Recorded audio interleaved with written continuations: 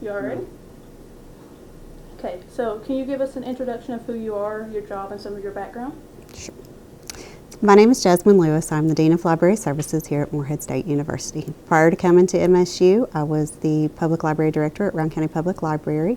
And before that, I worked for the Library of Congress and several other government libraries in a couple of states around here and there.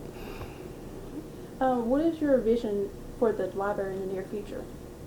My vision for the Camden-Carroll Library is that of a public service model. I feel like the library is often the heart of communities and public libraries, and I think that Camden-Carroll should be the heart of the campus as well. I think we have a great spot to be able to serve students not just through books and study space, but also to give them places for programming and other activities that we could house in the library and give them a nice safe space to be. With the rise of digital resources, how do you balance traditional library functions with new technologies and online resources? Give me that one again, sorry. No, you're good. With the rise of digital resources, how do you balance traditional library functions with the new technology and online resources? Okay. With the rise of digital services, it's very hard to balance that with your traditional library functions because of the cost. These digital materials are often much more expensive than what a traditional resource would be. So in order to serve our students, we're trying to very much ride that line to make sure that we have enough digital resources for people that are not on campus, that are non-traditional students that can't get to the library for those traditional hours, even though we try to be open to be accessible to everybody during those times as well. But the problem that we run into then is usage for those items, and how many times can you use it for this exorbitant fee with digital things. So we're trying very hard to do that, but also we're finding that a lot of people just really like to still have a traditional book in a hardbound version. Good. Well, how do you prioritize resources and services to ensure the library meets the diversity needs of students and faculty? The budget of the library is often difficult. There's never enough money.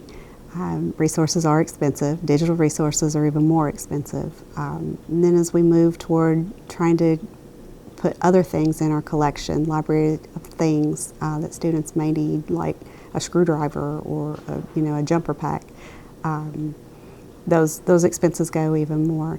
So what we're trying to do is build a library that meets the needs of our students.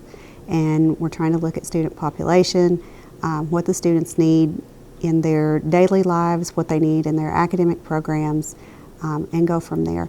And then assess what we have already in our collection, what digital resources we're providing, such as different databases and journals and those types of resources, and then see what we can add, and while managing our budget to meet the financial implications of that. Are there any initiatives you would like to implement to engage students and faculty with the library more? My goodness, there's so many things that I would love to do in this library. Programming is one of the biggest right now. When I came into this position out of the public library, that's definitely my strong suit. And that's something that I saw very quickly that the public library offers that the academic library here at Camden-Carroll is not offering to students. And it's something that we can definitely do to bring students into the library and also to help them find people that they like. And if we help them find people, then that also helps them feel more at home on campus and increases MSU's retention rates as well. With the surge of interest and popularity of AI, what are your thoughts about integrating it into the library services?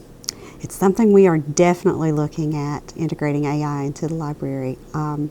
There's a lot of things that we're already doing that are low-functioning AI, but as these programs become better and better, there's a lot of other functions that we're going to be able to do, both on the student side of things and on the back side that our patrons don't see.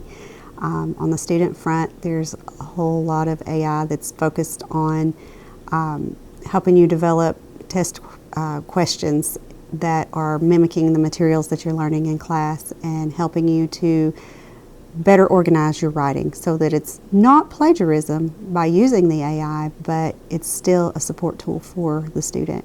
And then on the backside of the library, then we're hoping that the future of AI is going to help with cataloging, because that's one of the most time-consuming, intensive tasks that we have in the library, is getting the materials in and getting them cataloged into our system and then onto the shelf. And oftentimes it takes a significant amount of time to create a record for one book. So if if AI could help us out by creating some of that record in a usable manner, that would be a great leap for us in time saving.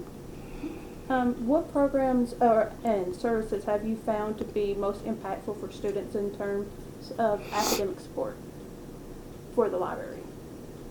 One more time, give it to me. What programs and services have you found to be most impactful for students in terms of academic support in the library?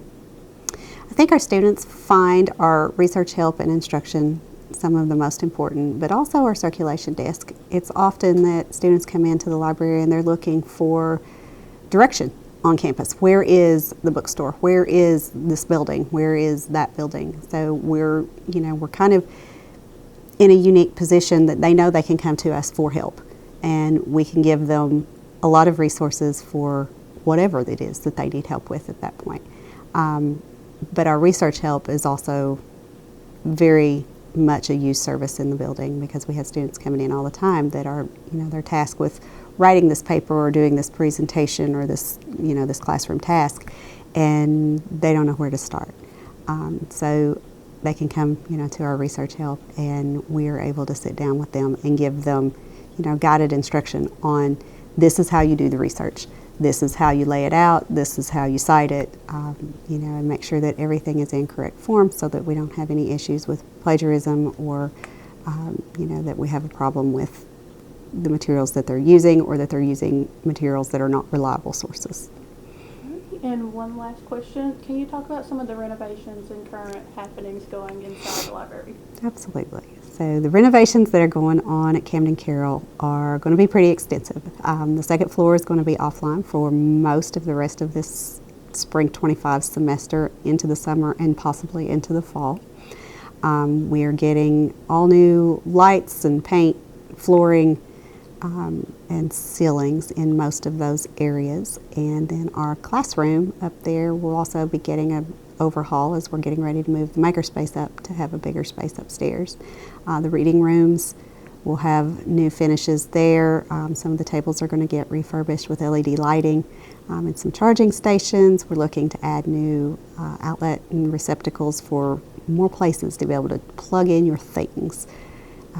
So we're going to have all new expanse across that second floor.